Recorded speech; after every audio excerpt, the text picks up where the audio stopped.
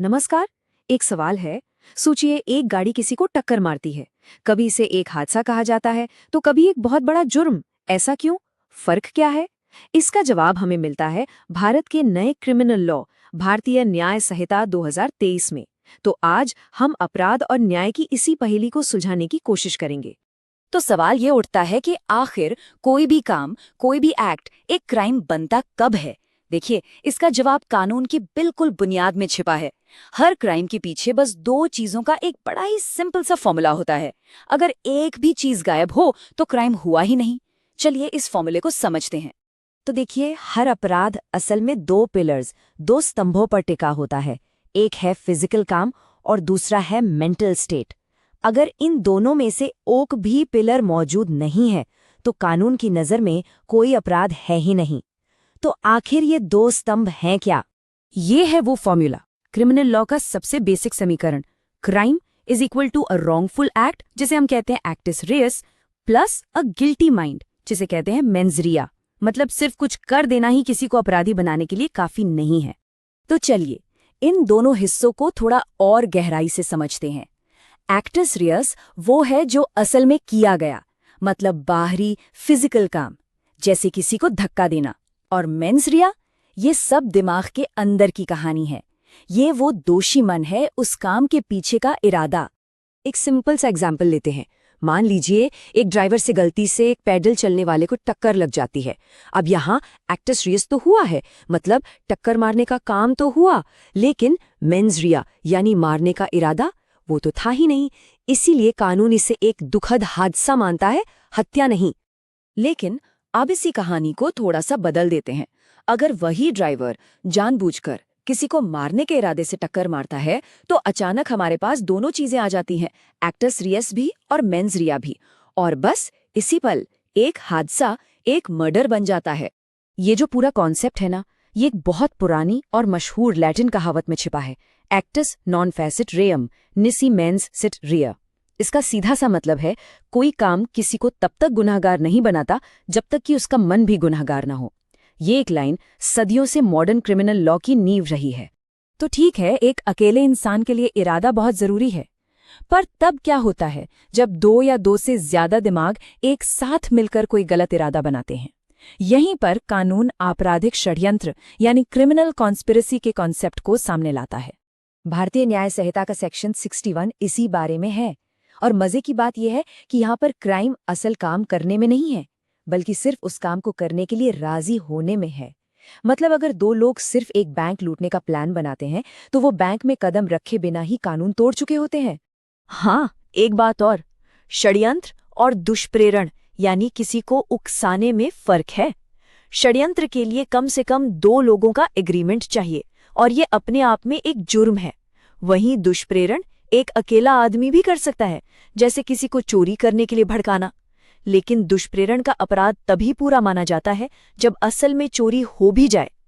अच्छा, अब आते हैं क्रिमिनल लॉ के एक सबसे उलझे हुए हिस्से पर, मर्डर और कल्पेबल होमिसाइड के बीच का फर्क। दोनों का नतीजा तो एक ही है, मौत। तो फिर कानून इन दोनों में अंतर कैसे करता है? सारा खेल फिर से मेंस रिया यानी इरादे की बारीकियों का है। यहाँ जो मुख्य फर्क है वो है संभावना की डिग्री का। कल्पेबल होमिसाइड में मौत की संभावना होती है, लेकिन मर्डर में मौत लगभग निश्चित होती है। ये सुनने में छोटा सा फर्क लगता है, लेकिन सजा में जमीन आसमान का अंतर ला देता है। आजीवन कारावास और मौत की सजा के बीच का फर्क। लेकिन हाँ, कानून इतना भी ब्लैक एंड व्हाइट नहीं है। वो मानता है कि हालात भी मायने रखते हैं।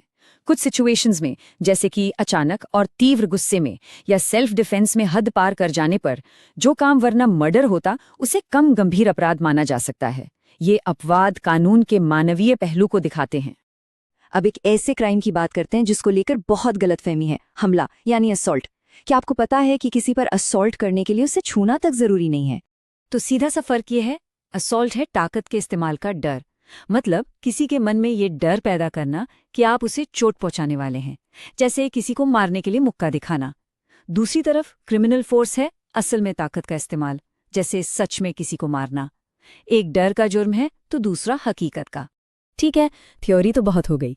अब देखते हैं कि ये सारे कानूनी सिद्धांत असल दुनिया में भारत के कुछ सबसे बड़े और ऐतिहासिक क्रिमिनल केसेस में कैसे लागू हुए हैं। शुरुआत करते हैं Nalini versus state of Tamil Nadu case से, जिसे हम सब राजीव गांधी हत्याकांड के नाम से जानते हैं। 21 मई 1991 को एक सुसाइड बॉम्बिंग ने पूरे देश को हिलाकर रख दिया था। इस केस ने भारत में क्रिमिनल कॉन्स्पिरेसी को देखने का नजरिया हमेशा के लिए बदल दिया। और ये केस इतना जरूरी क्यों था? क्योंकि सुप्रीम कोर्ट ने फैसला दिया कि एक बार जब कोई किसी साजिश का हिस्सा बन जाता है तो वो उस ग्रुप के किसी भी मेंबर द्वारा किए गए हर काम के लिए बराबर का जिम्मेदार होता है। नलिनी ने खुद बम का बटन नहीं दबाया था, लेकिन क्योंकि वो उस प्लान का हिस्सा थी, कानून की नज़र में वो उतनी ही दोषी थी। इसके बाद आता है अजमल कसाब का केस, 26/11 मुंबई आतंकी हमलों का चेहरा। नवंबर 2008 में 10 आतंकवादियों ने 3 दिनों तक देश की आर्थिक राजधानी को बंधक बनाए रखा। 166 से ज्यादा जानें गईं और कसाब अकेला आतंकवादी था जिसे जिंदा पकड़ा गया। उसके खिलाफ जो चार्ज लगे उनकी लिस्ट ही अपने आप में हमले की भयावहता बताती है। मर्डर, क्रिमिनल कॉन्स्पिरेसी, भारत सरकार के खिलाफ जंग छेड़ना और ना जाने कितने टेररिस्ट एक्ट्स। ये साफ था कि ये मामला सिर्फ कुछ हत्याओं का नहीं था, ये पूरे देश पर हमला था। सुप्रीम कोर्ट ने इस केस को रेयरेस्ट ऑफ द रेयर करार दिया। ये एक कानूनी क्लासिफिकेशन है जो उन अपराधों के लिए रिजर्व्ड है जो इतने बर्बर और समाज को झकझोरने वाले होते हैं कि अदालत मानती है कि मौत की सजा ही एकमात्र न्याय है। तो आज हमने जो भी बातें की उनमें एक कॉमन धागा है। कानून किसी के काम और उस काम के पीछे के इरादे के बीच एक बहुत मजबूत लकीर खींचता है। ये एक्ट्रेस रियस और मेंस रिया का फर्क ही है जो एक गलती को एक जुर्म से अलग करता है। यही क्रिमिनल जस्टिस की बुनियाद है। और यहीं पर मैं आपको एक सवाल के साथ छोड़कर जाना चाहता हूँ। अगर किसी जुर्म को तय करने की चाबी इरादा ही है, तो हमारी न्याय व्यवस्था पूरी सच्चाई और निष्पक्षता के साथ ये कैसे तय कर सकती है कि किसी के दिमाग के अंदर असल में चल क्या रहा था? इस पर सोचिएगा जरूर।